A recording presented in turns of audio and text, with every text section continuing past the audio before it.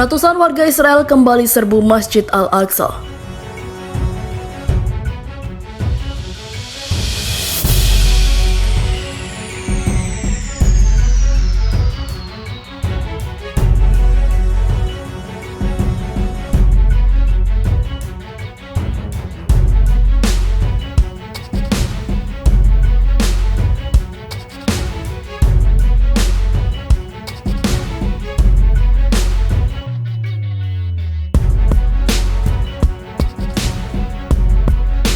Lebih dari 200 warga Israel menyerbu kompleks Masjid Al-Aqsa di Yerusalem Timur pada Kamis 3 Juni 2021 waktu setempat. Warga Israel menyerbu kompleks masjid setiap hari kecuali akhir pekan. Departemen Wakaf Islam di Yerusalem dalam pernyataannya mengungkapkan, 215 warga Israel yang dijaga oleh polisi menyerbu Haram Al-Sharif dari gerbang Al-Makarib atau Maroko, barat daya masjid. Mereka lalu meninggalkan daerah itu setelah beberapa saat berkeliaran di sekitar halaman masjid. Dilansir dari Anadolu Agency, polisi Israel mulai mengizinkan serangan orang atau serangan oleh warga pada tahun 2003. Padahal kecaman berulang kali disampaikan oleh Departemen Wakaf Islam di Yerusalem. Masjid Al-Aqsa merupakan situs tersuci ketiga di dunia bagi umat Islam. Sementara orang-orang Yahudi menyebut daerah itu sebagai Gunung Kuil dan mengklaim bahwa situs itu merupakan dua kuil Yahudi di zaman kuno. Israel menduduki Yerusalem Timur, tempat Masjid Al-Aqsa berada. Selama Perang Arab-Israel 1967, mereka mencaplok seluruh kota pada tahun 1980. Meski langkah yang mereka tempuh tidak pernah diakui oleh masyarakat internasional.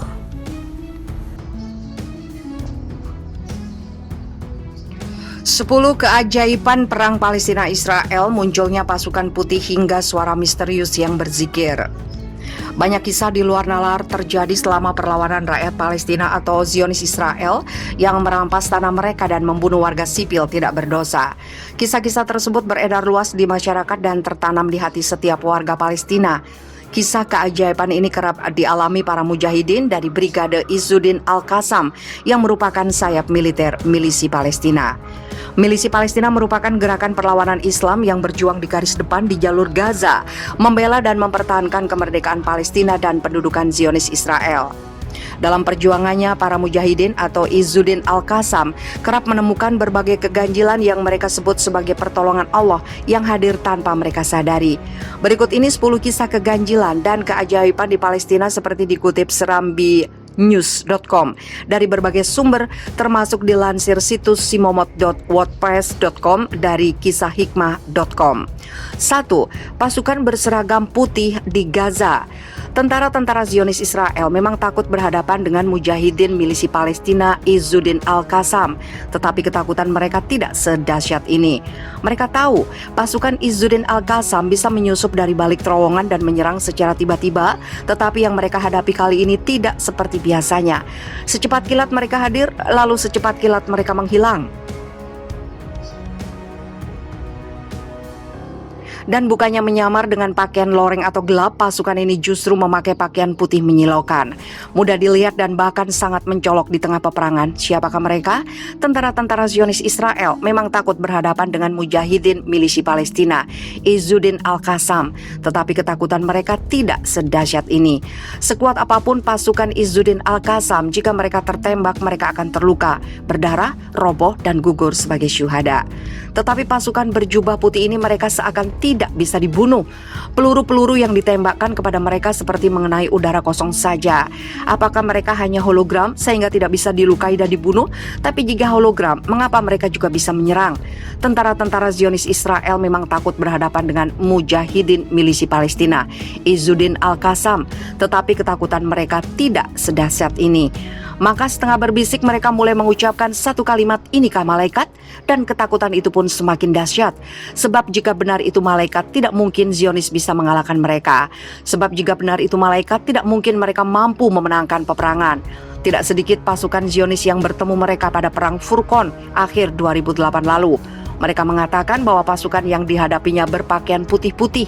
Semula mereka menduga itu adalah pasukan Izzuddin Al-Qassam, tetapi mereka harus percaya pasukan Izzuddin Al-Qassam memakai pakaian hitam dan kemampuannya tidak sehebat itu. Keberadaan pasukan lain berseragam putih di Gaza pernah muncul pada Januari 2009. Pasukan ini sangat membantu para pejuang Palestina dalam menghadapi tentara Zionis. Bahkan pasukan Israel pun mengakui adanya pasukan berseragam putih itu. Satu hari, rumah milik keluarga Dardunah yang berada di antara Jabal Al-Kashif dan Jabal Al-Rais, tepatnya di Jalan Al-Karam, didatangi sekelompok tentara Israel. Seluruh anggota keluarga diperintahkan duduk di sebuah ruangan. Salah seorang lelaki di rumah itu diinterogasi mengenai ciri-ciri para pejuang Al-Qassam. Saat diinterogasi, sebagaimana ditulis situs Filitsin Al-An, laki itu menjawab dengan jujur bahwa para pejuang Al-Qassam mengenakan baju hitam-hitam. Namun tentara Israel malah marah-marah dan memukulnya hingga pingsan. Selama 3 hari berturut-turut, laki-laki itu menjawab bahwa para pejuang Al-Qassam berseragam hitam. Akhirnya tentara itu naik pitam dan mengatakan dengan keras, "Wahai pembohong, mereka itu berseragam putih." So, tentara Israel bukan mendapat perlawanan dari pejuang Al-Qassam yang berseragam hitam-hitam.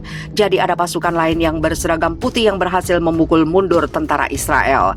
Kisah serupa juga disampaikan penduduk Palestina melalui situs milik Brigade Izzuddin Al-Qassam, Multaka Al-Qassami. Awalnya sebuah ambulan dihentikan sekelompok pasukan Israel. Si supir lantas ditanya apakah dia berasal dari kelompok milisi Palestina atau Fatah. Supir malang itu menjawab, "Saya bukan kelompok mana-mana, saya cuma supir ambulan." Tetapi tentara Israel itu tidak percaya. Pasukan berpakaian putih-putih di belakangmu tadi siapa, dari kelompok mana? Tentu saja si supir pun bingung karena dia tidak melihat seorang pun di belakangnya. "Saya tidak tahu," jawabnya. Cerita mengenai pasukan tidak dikenal juga datang dari seorang penduduk rumah susun wilayah Tal Islam yang hendak mengungsi bersama keluarganya untuk menyelamatkan diri dari serangan Israel. Di tangga rumah, dia melihat beberapa pejuang menangis. "Kenapa kalian menangis?" tanyanya. "Kami menangis bukan karena khawatir keadaan diri kami atau takut kepada musuh. Kami menangis karena bukan kami yang bertempur. Di sana ada kelompok lain yang sedang bertempur memporak-porandakan musuh tentara Israel dan kami tidak tahu dari mana mereka datang," jawabnya. 2. Terdengar suara misterius bahkan tanpa sumber.